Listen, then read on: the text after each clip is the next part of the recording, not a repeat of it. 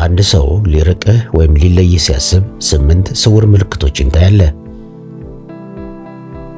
አንደኛ፣ ቃላትን ይመጥናል፣ ንግግሩም ይቀዘቅዛል። አንድ ሰው ካንተ ለመራቅ ሲወስን በመጀመሪያ የሚያቋርጠው የንግግር ፍሰቱን ነው። ቀድሞ ሰዓታትን ሳያቋርጥ ያወራህ የነበረ ሰው ድንገት ቃላቶችን መመጠን ይጀምራል። አጫጭርና ቀዝቃዛ መልሶችን ብቻ ይሰጥሃል። እሺ፣ አዎ ወይም ምንም በሚሉ አሰልቺ ቃላት ንግግራችሁን ይገተዋል። አንተ በናፍቆትና በጉጉት ረጅም ጽሑፍ ስትልክለት፣ እሱ ግን ከሰዓታት በኋላ በአንድ ቃል ብቻ ይመልስልሃል። በፊት እሱ ነበር ቀድሞ የሚደውልልህ። አሁን ግን አንተ ካልደወልክ በስተቀር የእሱን ድምፅ መስማት አይታሰብም። ይህ ዝምታው ሥራ ስለበዛበት አይደለም፣ አእምሮ ከአንተ ጋር መሆኑን ስላቆመ ነው። አንተ ነገሮች ወደ ቀድሞ ሁኔታ እንዲመለሱ ብትለፋም እሱ ግን በከፍተኛ ፍጥነት እያፈገፈገ ነው። የንግግር መቀዝቀዝ የአካል መራቅ የመጀመሪያው ደወል ነው። ይህ ሰው ቀስ በቀስ አእምሮህን ለዝምታ እያለማመደው ነው። በውስጥህ የሆነ ነገር ልክ እንዳልሆነ ይሰማሃል። አንተ ግን ይስተካከላል እያልክ ራስን ታታልላለህ። ሰውየው ግን የግንኙነት ገመዱን እየበጠሰው መሆኑን ልታውቅ ይገባል። ይህ ሁኔታ በስነ ልቦና ኢሞሽናል ዲታችመንት ይባላል። ሰውየው አካሉ ካንተ ጋር ቢሆንም ስሜቱን ግን ሙሉ በሙሉ ሰብስቦ ወስዷል። ያንተ መደሰትም ሆነ ማዘን ለሱ ምንም ትርጉም አይሰጠውም። በፊት የምትነግረውን እያንዳንዱን ትንሽ ነገር በትኩረት ይከታተል ነበር። አሁን ግን ታሪክን ስትነግረው አእምሮ ሌላ ቦታ ነው። ታወራለህ እንጂ አያዳምጥህም። ይህ የሚያሳየው በአንተ ሕይወት ውስጥ ያለውን ኢንቨስትመንት እያወጣ መሆኑን ነው። አንተ የዚህን ሰው ትኩረት ለማግኘት ስትል ብቻን ትታገላለህ። እሱ ግን በውስጡ ውሳኔውን አሳልፎ ጨርሷል። ዝምታውና ቀዝቃዛነቱ ከእንግዲህ አንተን አልፈልግህም የሚል ጮክ ያለ መልእክት ነው። በቃላት ሊነግርህ ድፍረት ስላጣ በድርጊቱ እያሳየህ ነው። ይህን እውነት መቀበል ቢከብድህም ጊዜ አታጥፋ። የጠፋን ትኩረት በልመና ማምጣት አይቻልም። ስለዚህ ይህንን ምልክት ስታይ አንተም የራስን ክብር ጠብቀህ ለመራቅ ተዘጋጅ። ሁለተኛ፣ ጊዜ ያጥረዋል፣ ተደጋጋሚ ሰበብ ያበዛል። ጊዜ የሰው ልጅ በሕይወቱ ሊሰጥህ የሚችለው ትልቁ ስጦታ ነው። አንድ ሰው ሊርቅህ ሲያስብ መጀመሪያ የሚነፍግህ ይህንኑ ጊዜውን ነው። ድንገት በምድር ላይ ከማንም በላይ ሥራ የበዛበት ሰው ሆኖ ብቅ ይላል።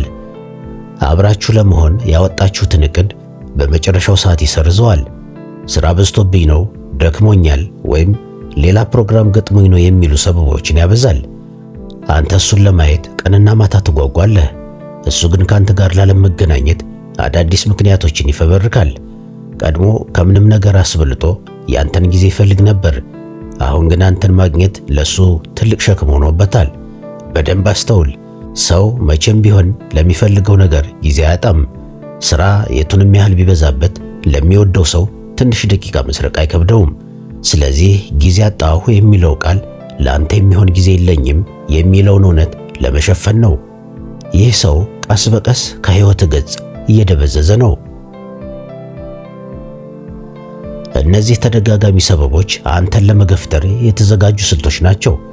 አንተን በአንድ ጊዜ አልፈልግህም ብሎ ከመተው ይልቅ ቀስ በቀስ እንድትሰለቸው ያደርግሃል። አንተም ተስፋ ቆርጠህ ራስህ እንድትርቅ ይገፋፋሃል። ይህ አደገኛና ራስ ወዳድ የሆነ የስነ ልቦና አካሄድ ነው። ኃላፊነትን ላለመውሰድ ሲል አንተም በሰበብ ወጥመድ ውስጥ ያንገላታሃል። አንተ እሱን ለማግኘት ስትለምን የራስህ ክብር ዝቅ እያለ ይመጣል።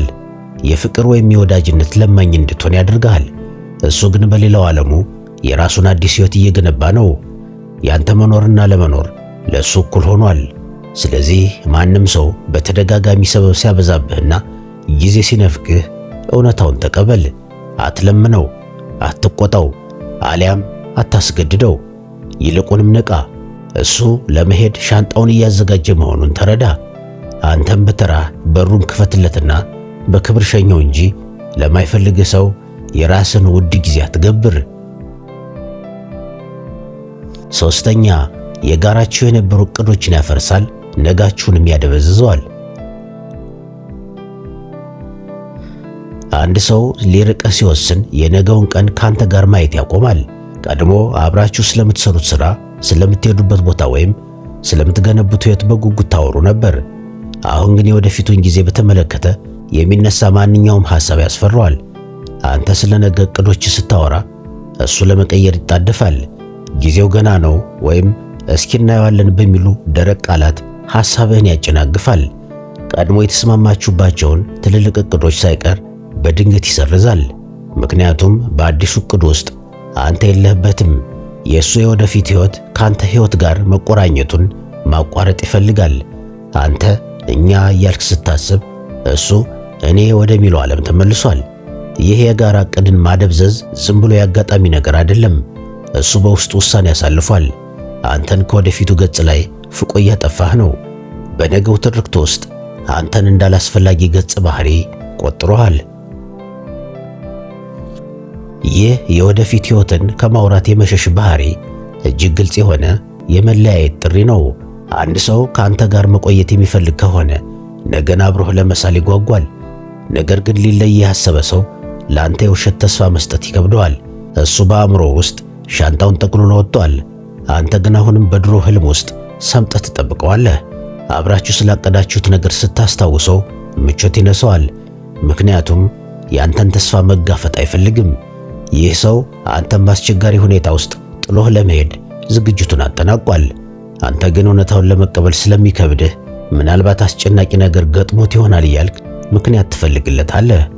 እሱ ግን በግልጽ እየነገረህ ያለው በሕይወቴ ውስጥ ለአንተ የሚሆን የነገ ቦታ የለኝም የሚለውን መራር እውነት ነው።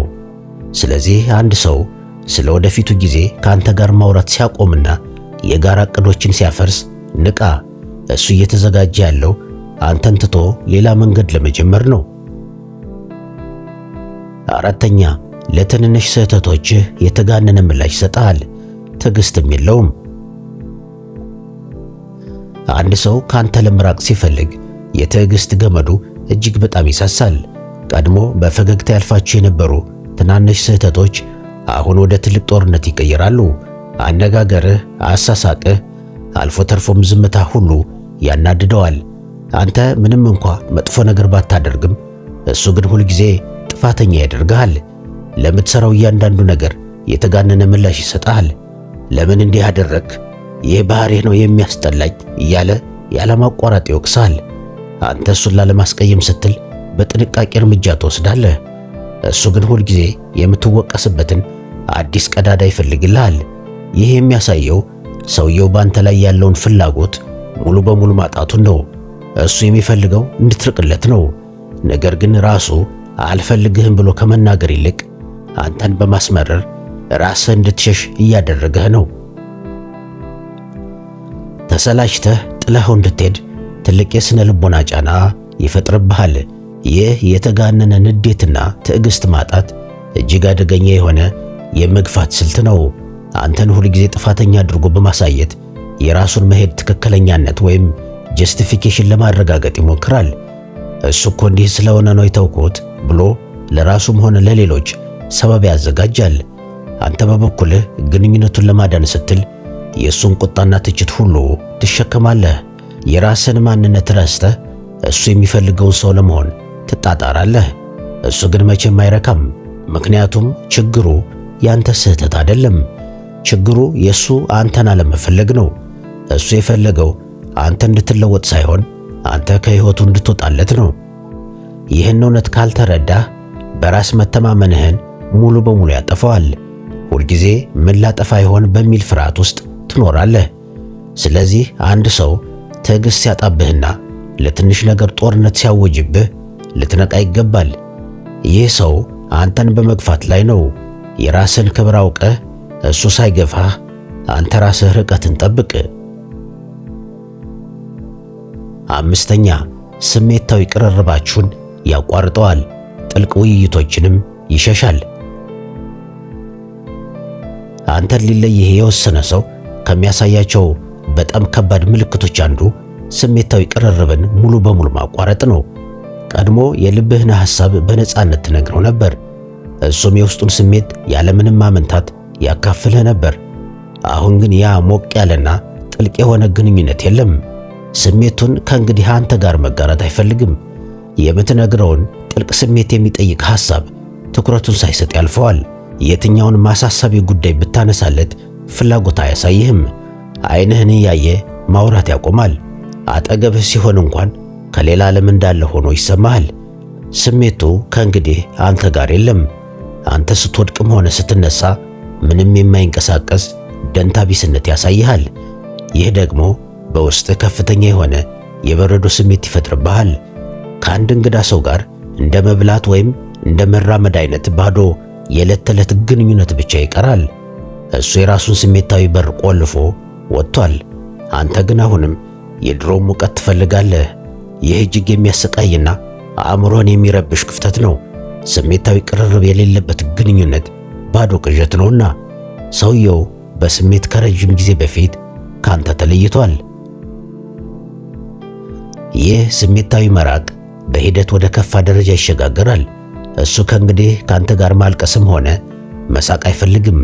የሕይወት ተካፋይ መሆኑ ቀርቶ ተመልካች ብቻ ይሆናል። አንተ ስታዝን የማጽናኛ ቃል አያገኝም። ስትደሰትም ልቡ በደስታ አይሞላም። ይህንን ግልጽ የባህሪ ለውጥ ስታይ ልብህ ሊሰበር ይችላል። ምክንያቱም ያ የልብ ጓደኛ ወይም የትዳር አጋርህ የነበረው ሰው አሁን ባዕድ ሆኖብሃል። እሱ ግን ይህንን ክፍተት ለመሙላት ምንም አይነት ጥረት አያደርግም። ይልቁንም በሁኔታው ደስተኛ የሆነ ይመስላል። አንተ ብቻህን በባዶ ስሜት ውስጥ ተቀምጠህ ትህትና ታደርጋለህ። ምን አጠፋው ብለህ ማሰብህን ትቀጥላለህ። እውነታው ግን ጥፋቱ ያንተ አይደለም። የእሱ ስሜት ካንተ መነቀሉ ነው። ስሜታዊ ቅርርብ ከጠፋ በኋላ አብሮ መቆየት ትርጉም የለውም። ስለዚህ ይህንን ግልጽ ምልክት በዝምታ ተቀበል። ስሜቱን የነጠቀህን ሰው በግድ አብረን እንሆን ማለት ደስ አይልም። ከእንግዲህ ራስህን ጠብቅና ከዚህ ባዶ ግንኙነት ራቅ። 6ኛ የግል ሚስጥሩ ይበዛል። አንድ ሰው ካንተ ለመራቅ ሲዘጋጅ ከሚያሳያቸው አስገራሚ ምልክቶች ውስጥ አንዱ ከልክ ያለፈ ሚስጥር መያዝ ነው። ቀድሞ በግልጽ በፊቱ የምታደርጋቸው ነገሮች አሁን የተከለከሉ ዝሆኖች ይሆናሉ። ለምሳሌ ስልኩን በከፍተኛ ጥንቃቄ ይዘዋል። መልእክት ሲመጣለት በድንጋጤ ፈጥኖ ያያል። አንተ ወደ እሱ ስትጠጋ ስልኩን ፈጥኖ ይሸፍናል። ማን ነው ብለህ ስትጠይቀው የተጋነነ ቁጣ ያሳያል። ምን አገባህ የሚል ከባድና ጥላትነትን የተላበሰ ቃል ይወረውርብሃል።